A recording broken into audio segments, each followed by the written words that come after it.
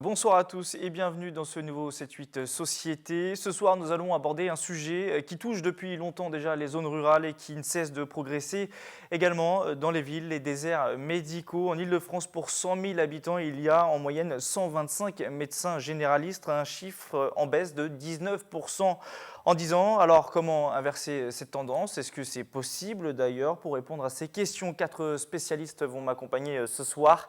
Le docteur Catherine Arrenou, également maire de Chanteloup-les-Vignes, le docteur Benoît Couder, médecin chef du pôle activité transversale au centre hospitalier de Meulan-les-Mureaux, le docteur Olivier Saint-Lary, vice-doyen responsable de la recherche dans le département de médecine générale UFR des sciences de la santé à l'UVSQ, et le docteur Charline Boissy, porte-parole de Réagir, regroupement autonome des généralistes jeunes installés et remplaçants en Île-de-France. Bonsoir à tous les quatre.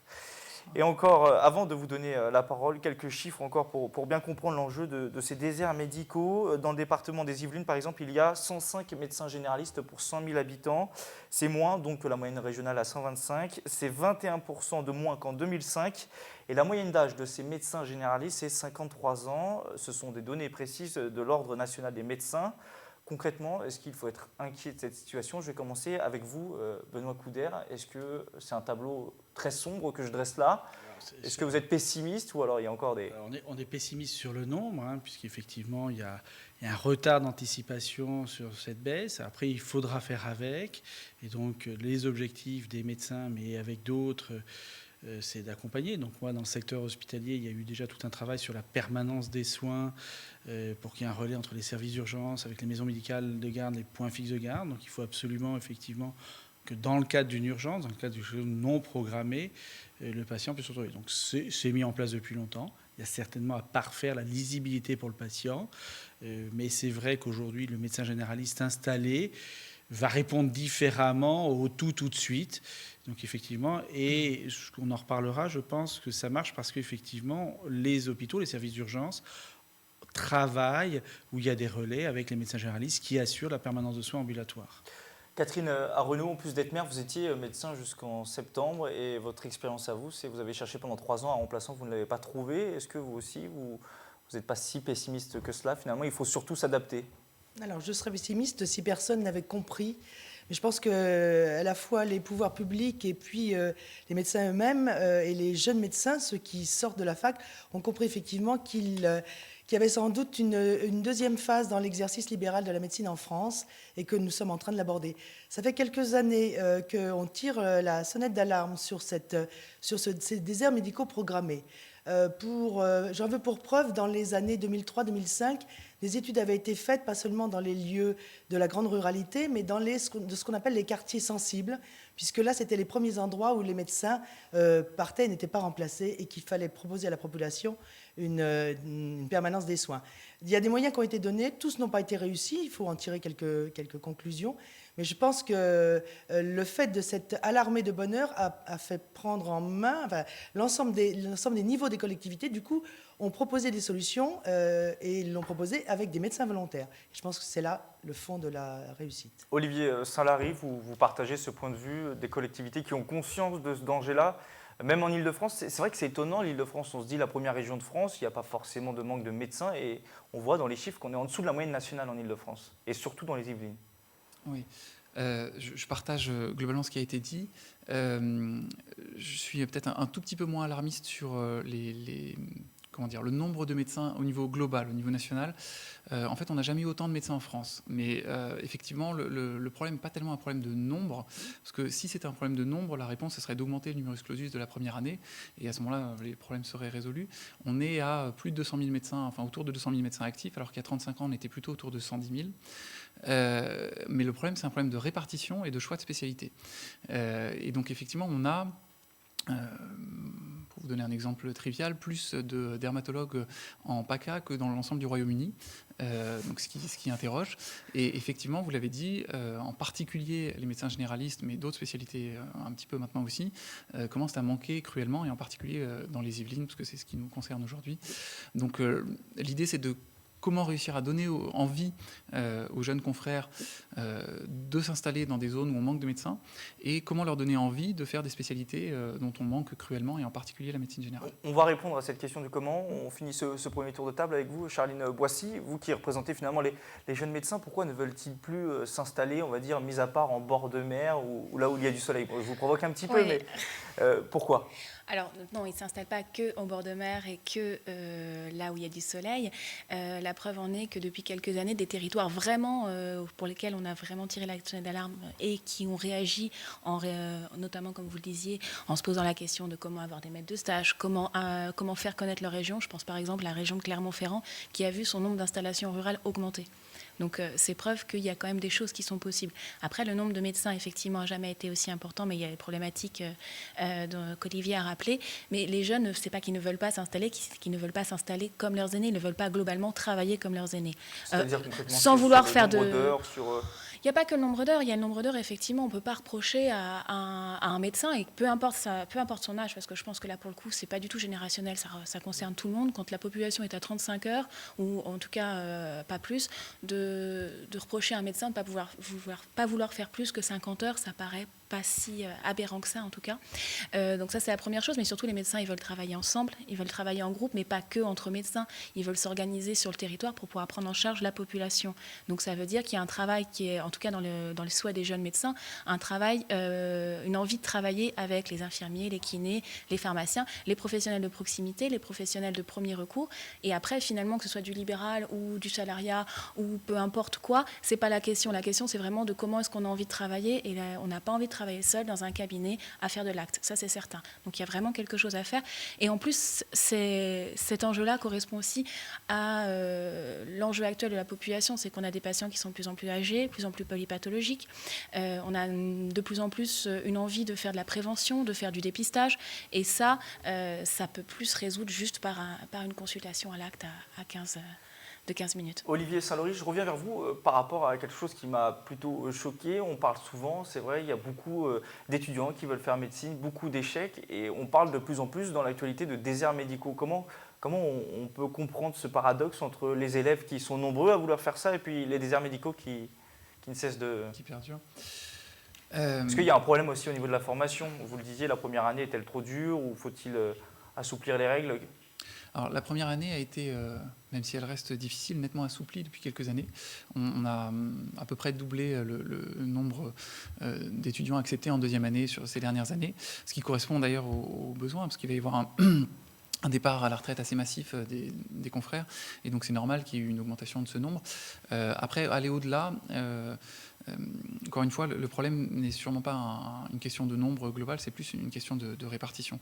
Donc je reviens sur ce qu'on disait, comment réussir à donner envie aux jeunes médecins d'aller s'installer là où on a besoin d'eux et dans les spécialités où on a le plus besoin d'eux en termes de santé publique. Voilà, c'est ça l'enjeu, je pense. Comment, justement, on va tenter de répondre à la question avec vous, docteur Coubert, comment on fait pour résoudre ce problème? Par exemple, le gouvernement a lancé un pacte territoire santé en 2012 avec des incitations financières. Est-ce que ça, c'est un bon moyen de donner envie aux jeunes de s'installer là où il y a moins de médecins? Pour le pacte territoire santé, je laisserai peut-être plus compétent que moi, mais je voulais que ce qu'on fait. Il y a déjà, dans la vision hospitalière, cette réforme de la loi santé, qui concerne aussi d'autres secteurs, mais qui met en place les groupements hospitaliers de territoire dans les Yvelines et plus particulièrement au nord très rapidement, puisque pour le 1er juillet, on doit rendre copie au directeur général de l'Agence régionale de santé, avec, ce qui est intéressant, un projet médical partagé. Donc il faut qu'il y ait une réflexion effectivement sur les filières pour pas qu'il y ait redondance entre les établissements de santé.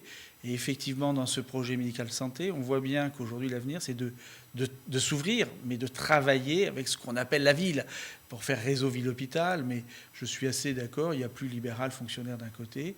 C'est donc une notion de territoire de santé. Voilà, pour le pacte santé, Alors voilà, la parole vous est donnée, Catherine Arrenou. Sur cette incitation financière, est-ce que c'est un bon moyen pour donner envie aux jeunes de s'installer? Je ne crois pas qu'incitation financière ni limite financière, solution contrainte soit une solution. Je crois qu'il faut vraiment se poser tous ensemble la question. D'abord, on est en train de redéfinir ce qu'est la médecine telle que les patients l'imaginent encore. Hein.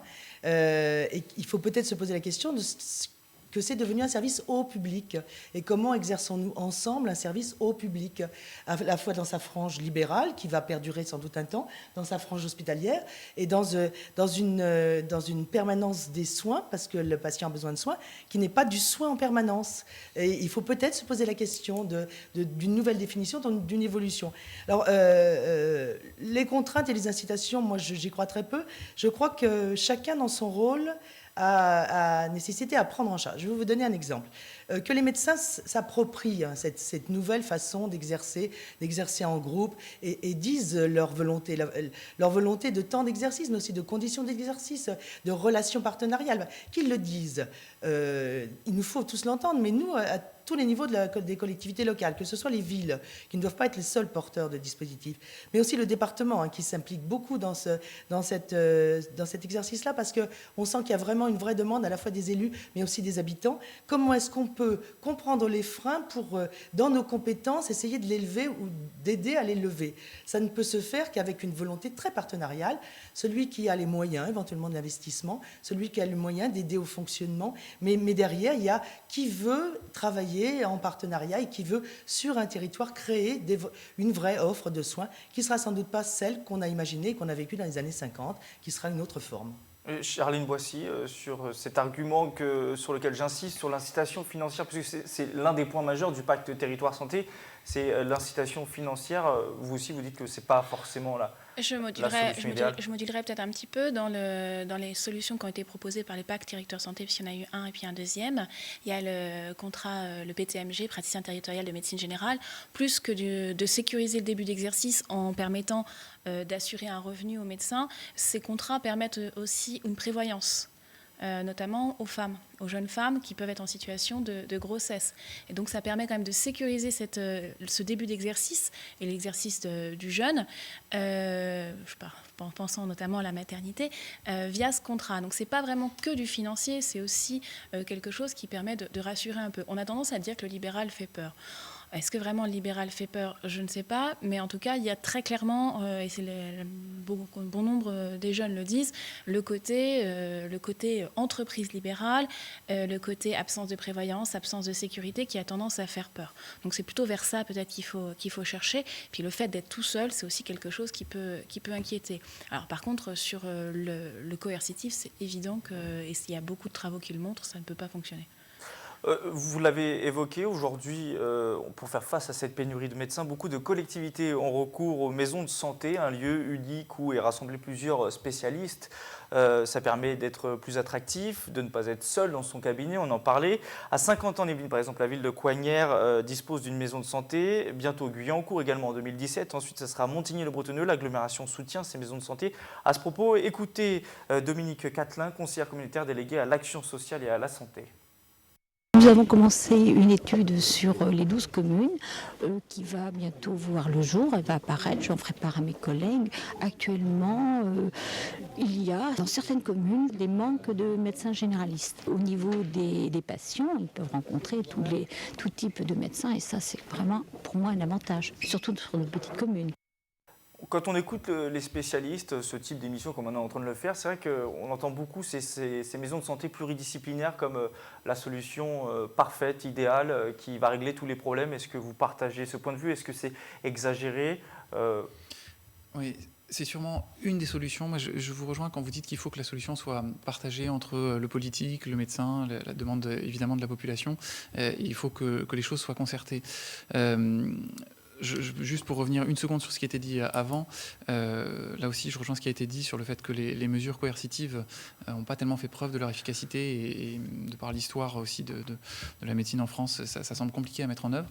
Et par contre, je nuance un tout petit peu le bilan négatif, on va dire, des incitatifs, parce que finalement, il y a donc effectivement le PTMG, le praticien territorial de médecine générale, donc il y a eu à peu près 500 signatures depuis que ça a été mis en place en 2013 jusqu'en 2015, et et il y a le contrat d'engagement de service public, où c'est un étudiant en médecine qui va recevoir une bourse de l'ordre de 1 200 € par mois, donc c'est un engagement assez conséquent finalement de l'État, et qui s'engage à s'installer en zone déficitaire autant de temps au minimum que ce qu'il a reçu la bourse.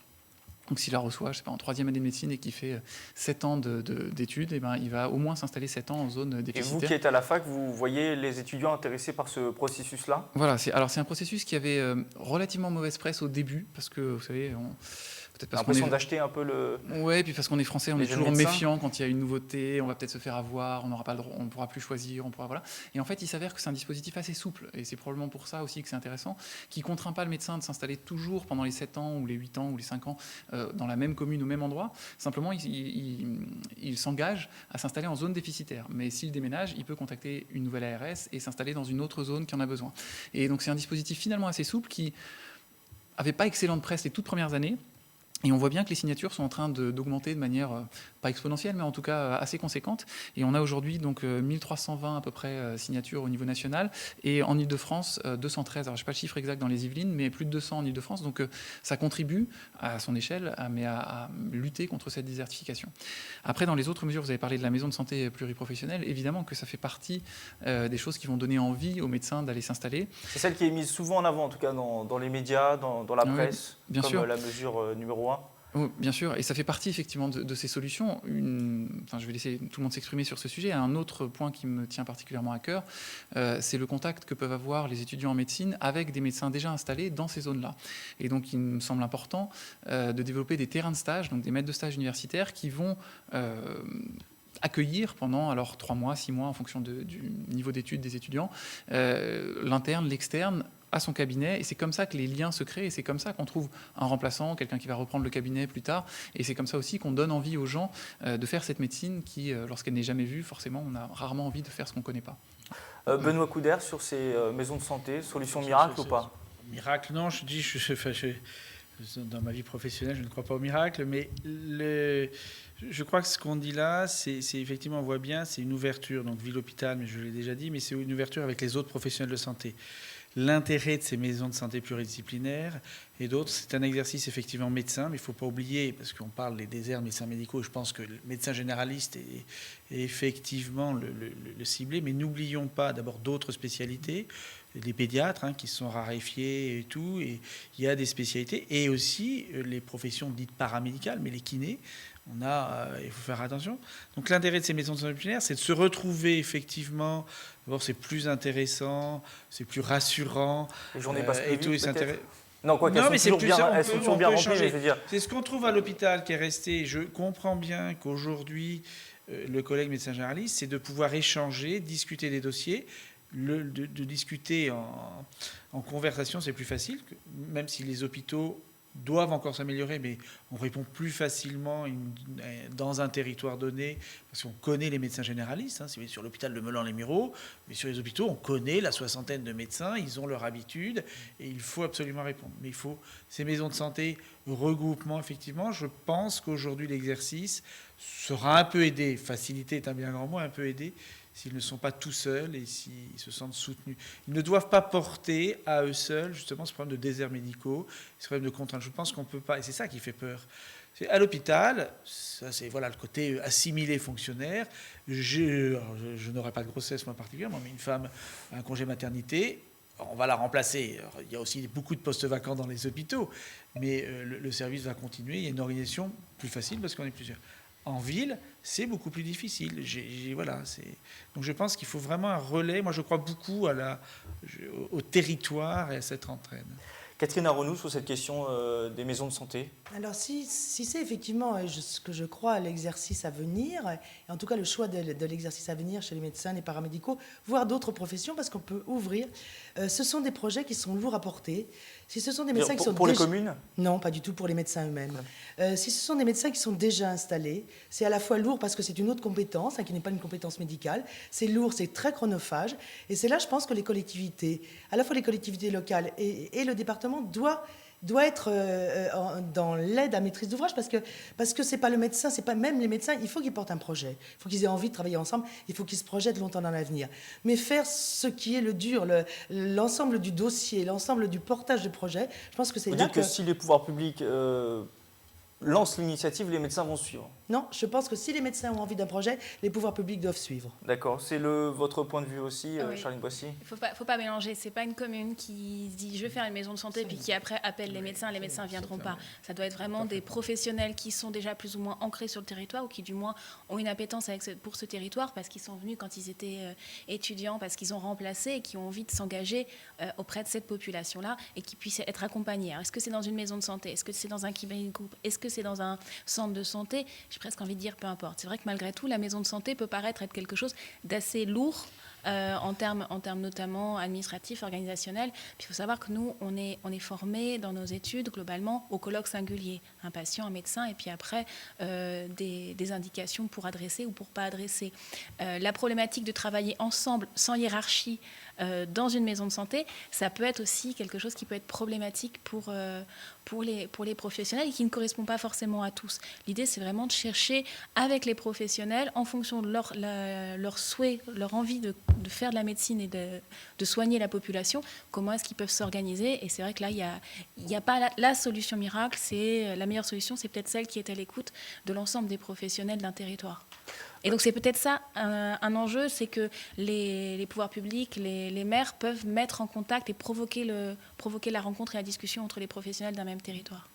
Je voudrais avoir votre avis maintenant sur la télémédecine. C'est vrai, on est en 2016, c'est quelque chose aussi qui semble se développer, peut-être plus doucement, mais qui se met en place. Est-ce que vous êtes favorable? Certains la critiquent, certains sont pour. Quel est votre point de vue à vous? Moi, je suis très favorable. Après, comme tout, effectivement, il faut des règles où il y a des contraintes. Il faut, typiquement, c'est bien dans la le télémédecine. dialogue et tout, effectivement. Alors, en médecine d'urgence, on a commencé avec la neurochirurgie. Plutôt que de transférer le malade, on a commencé à transférer les images et puis à se parler. L'urgentiste avec le neurochirurgien, on le fait beaucoup et ça a amené des progrès sur l'accident vasculaire cérébral. Donc, il y a des exemples que je cite plus sur les urgences de mon ancienne fonction. Mais aujourd'hui, ma nouvelle en dermatologie. Et on commence. Alors, ça demande effectivement la télémédecine. Là où il faut faire attention, c'est qu'il faut quand même, en médecine, savoir à qui je m'adresse et pourquoi je m'adresse. Donc, il y a quand même les limites. Ce n'est pas juste un transfert de dossier. Dans ma partie hospitalière, je m'occupe d'évaluation de pratique professionnelle où des fois je travaille sur dossier. On ne voit pas le malade, ce n'est pas la même chose. Donc, attention à la télémédecine. Il y a quand même un échange. Et c'est ça, moi, je dirais, mais oui, vrai, il faut développer. Il faut utiliser, pour moi, ces outils plus modernes. Vous parliez, je serais plus large, du système d'information. Il faut absolument qu'entre les hôpitaux, les médecins généralistes, on améliore nos systèmes d'information. Donc aidé probablement là par les pouvoirs publics sur ce qu'on appelle le dossier médical partagé, pour aider, pour qu'il y ait moins de redondance sur les examens, pour qu'il y ait un échange. Et voilà, quand on parle de tracasserie, on dérange, on s'appelle entre nous. Mais des fois, si on pouvait être aidé un peu plus par les systèmes d'information, et dont la télémédecine qui est un outil. Mais attention, avec certaines règles, il ne faut pas... Il y a des applications aussi aujourd'hui qui existent pour rentrer en contact avec un médecin spécialiste. Et ça peut permettre d'éviter des déplacements parfois un peu exagérés, on va dire. Si on a juste quelques symptômes pas forcément très, très graves, on pourrait demander, voilà, j'ai ça, qu'est-ce qui se passe? Vous en pensez quoi, M. Saint-Lary? Cette télémédecine? C'est une question compliquée. Je pense qu'effectivement, on vit avec notre temps et c'est un potentiel formidable sur lequel on va pouvoir probablement progresser, répondre en partie au problème de désertification et probablement tous s'améliorer. C'est aussi potentiellement...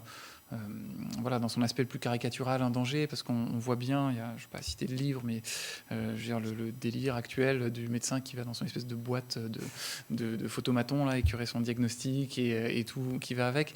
On ne fera pas sans lien humain, et on ne fera pas sans le colloque dont vous avez parlé entre le médecin et son patient. C'est quand même...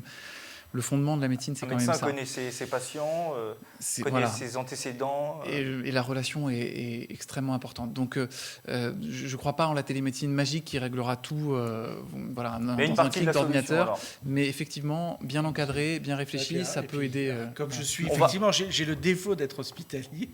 Je veux dire, il y a quand même, et ça, la médecine, ça reste... avant tout, je refais la permanence d'accès aux soins, il y a quand même un échange avec un patient qui doit être là. Je parlais de la télémédecine pour justement sur certaines spécialités, mais avec des spécialistes que je connais ou qui me reconnaissent en disant voilà, alors c'est la dermatologie qui est c'est pas voilà, dans une commune il n'y a plus du tout de médecin et c'est un agent administratif qui prend contact. Là, oui, on est bien d'accord, il y a quand même dans la médecine un échange qui doit Rapidement, rester. Charline Boissy sur la télémédecine, puis vous conclurez Catherine Arrenaud. Je vous rejoins sur le fait que télémédecine, ça va avec système d'information, c'est certain, et se poser la question de comment communiquer les informations. Et là, on est encore dans une limite de la médecine libérale, puisqu'on n'est plus vraiment, on s'adresse à un médecin qui est hospitalier, le médecin qui est dans son cabinet, on n'est plus du tout dans de l'acte, et ça fait partie des choses qui à mon avis, freinent un peu l'évolution de ce que pourrait être notre exercice autrement. Après, c'est évident que c'est des choses, il faut qu'on les accompagne, il ne faut pas qu'on les subisse, donc ça veut dire qu'il faut être acteur et proposer des choses dans ce sens. À vous de conclure très rapidement sur la télémédecine. La télémédecine, c'est des moyens de transport d'informations, donc on pourrait parler aussi de moyens de transport, c'est-à-dire que là où ça n'est pas aux médecins de prendre en charge, c'est les moyens du transport d'informations, c'est les moyens du transport des patients, à la fois dans le cadre de la prévention, dans le cadre du soin. Je crois qu'à un moment donné, chaque territoire, aussi petit soit-il, ne pourra pas disposer d'un certain nombre de médecins, mais il faut qu'à un moment donné, ils aient la possibilité d'avoir du soin à proximité, dans une proximité dont on peut tous voir les limites. Donc à nous de nous emparer des